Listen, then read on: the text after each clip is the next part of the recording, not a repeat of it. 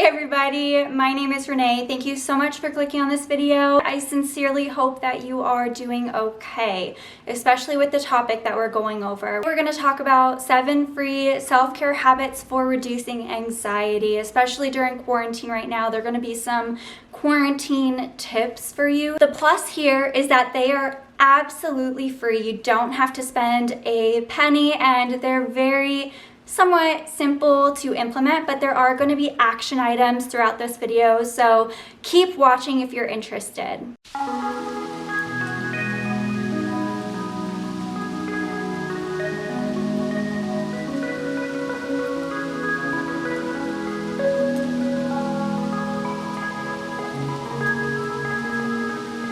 Before we get into the video, I just want to say it hasn't been easy for anybody, especially those that do suffer from a mental illness. So if you do know anyone that struggles with that, then I highly recommend reaching out to them, making sure that they're okay, because we're in this together and it could be more beneficial than you know. Getting into the self-care habits. Number 1, create positive routines. This is a great foundation going into today's video. Everybody knows that they're supposed to be kind of creating these routines. You see them all over YouTube, you see them all over Instagram and Pinterest. But one thing that I want to drive home today is that it's so important to set a self-care routine that works best for you. Don't try to copy what everybody else sees as self-care or says is self-care. Do what works for you and makes you most happy, because you are the person that can define that for yourself. Nobody else knows what you need most right now. So keep that in mind. I highly recommend using YouTube channels and whatever you see on the internet as inspiration, and test out different things and build your routine that way. But once something begins to feel like more of a chore rather than actually benefiting you, that can become a problem. It can make you feel weighed down and unmotivated and feel almost like a failure because you can't keep up with it or you don't want to. And just know that's okay. What you need to do is focus on something else. Try something else that you know is going to help you most in the long run, and try to just implement it a day at a time. And if it doesn't work, just switch gears. Number 2, do a 10-minute declutter session every single day. And it's only 10 minutes, so don't say, oh, I don't have enough time. You have enough time. And I'm sure you've heard this one before. For me, what I found most helpful when I do get a little bit anxious, and with what's been going on right now, I find myself wanting to keep my hands busy. The best way that I learned to cope with my anxiety is to do these 10-minute declutter sessions or cleaning sessions. It's been an amazing self-care habit that I've implemented, because when you have a clean environment, it's a reflection of what's going on inside. It helps you to have a more clear mind. It helps you to reduce your stress levels because you don't feel so dirty, you don't feel unorganized, you feel like you have control of something. I notice that when I do start to clean up, it kind of starts out with this anxious feeling and unsettling feeling, but then I just kind of force myself a little bit to play some music super loud, dance around, be crazy, sing a little bit, and it's always such a fun thing. I've made it this enjoyable thing that I look forward to doing, and it's been extremely helpful right now. And even after and before, I would always do this, and it's been a great coping mechanism for me. Number 3, and I think this one is so important for right now and what's going on in the world. Be picky about what you consume on the internet or on your TV. Make sure it's something that's not fear-inducing. Stay away from those scary articles that you're seeing on Facebook as you're scrolling through your feed, and stay away from the news if you possibly can. And I'm not saying completely disconnect from everything that's going on, because it's still very valuable information to be aware of. But for instance, I pay attention to what's going on in my state so that I'm aware of what the rules are and if there are any other regulations that are being passed. So for instance, our stay-at-home order was just extended until May 31st. That's the kind of information I go for, and I'm very specific in my Google searches, and I make sure that's the only thing that I'm pulling up, because the other stuff was starting to basically give me so much fear and panic that it was hard to leave the house without worrying about touching my face and being, which you shouldn't, but being extremely scared of it. And it was hard to even go grocery shopping for me. So when I started to be picky about what I consumed right now, it really helped to reduce my anxiety. Self-care habit number 4.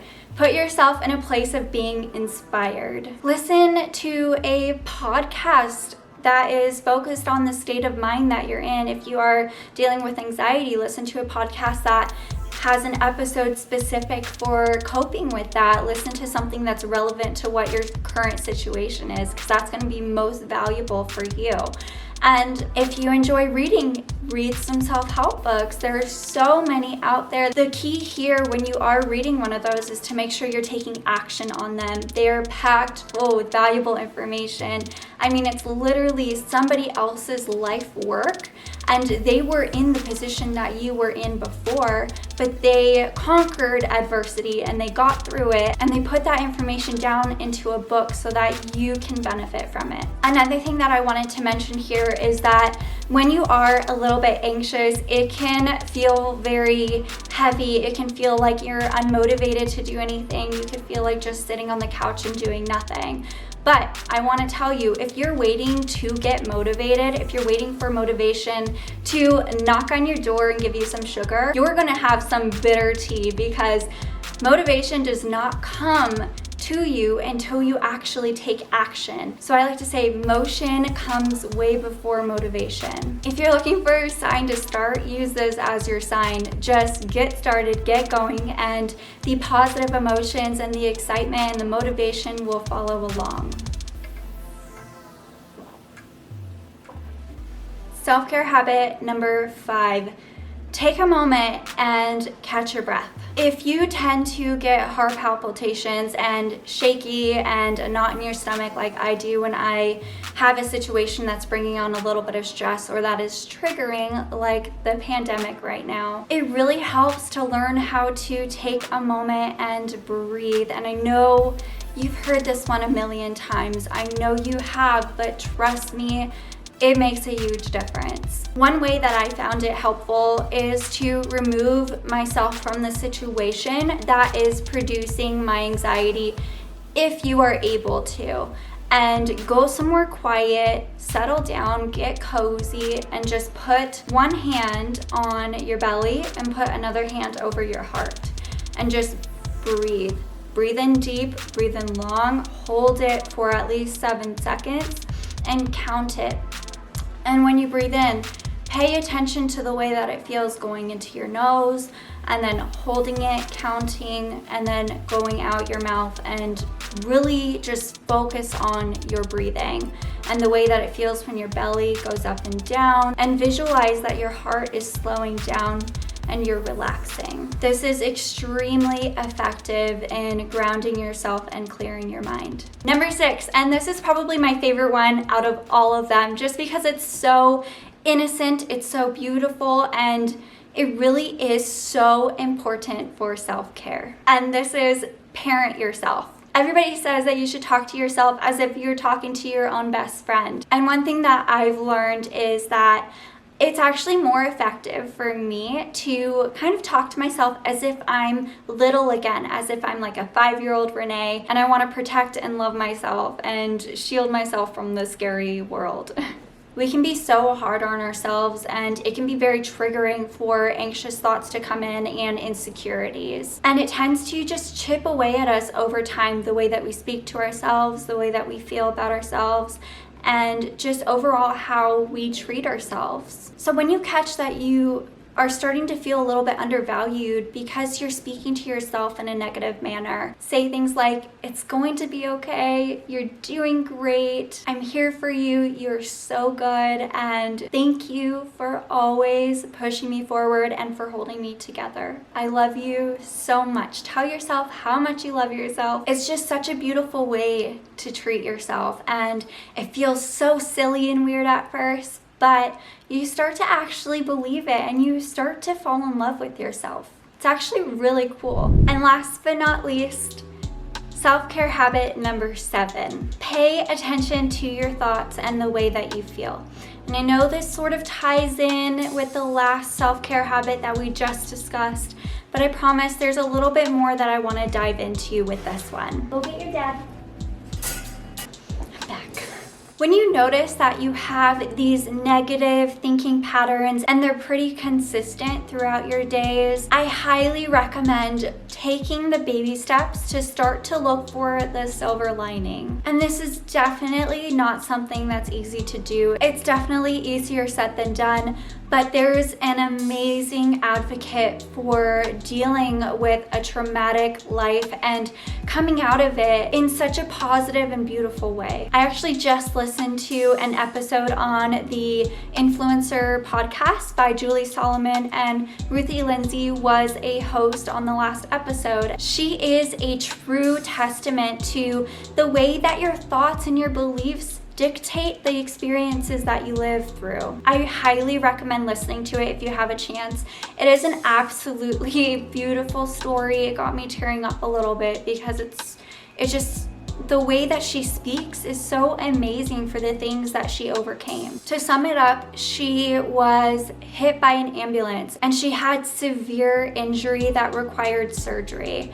A couple years after that surgery, I believe she turned her neck to the left, and she had a piercing pain in her neck and it went all the way down her body, and it was very severe and she wasn't able to really move. So she went to a doctor and they found that a piece of wire was actually piercing her brainstem, and it was from the prior surgery. She was told that if she didn't have another surgery, she would become paralyzed.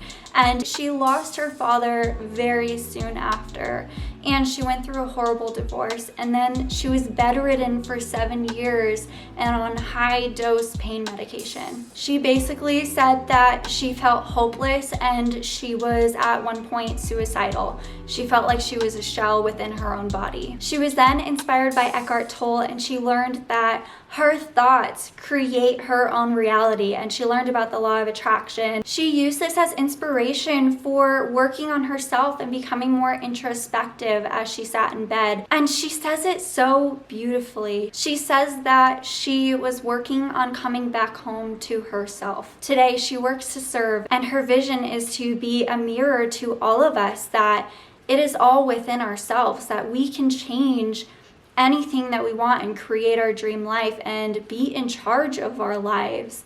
That we all come with the resources and tools rather than needing external validation to solve our own inner wounds. And I seriously just love that so much. And I think it's an amazing testament to how changing your thought patterns is within you and you can achieve it. And you should pay attention to it and become best friends with your own intuition. Learn how to use that to your advantage. I really hope you guys enjoyed this video. I hope you found it valuable. Let me know down in the comments below how you guys are doing with everything going on, how you're coping, if you have some anxieties that are going on right now, because I definitely feel you, sis. Please subscribe to my channel and give this video a big thumbs up. I cannot wait to see you guys in the next video. Bye!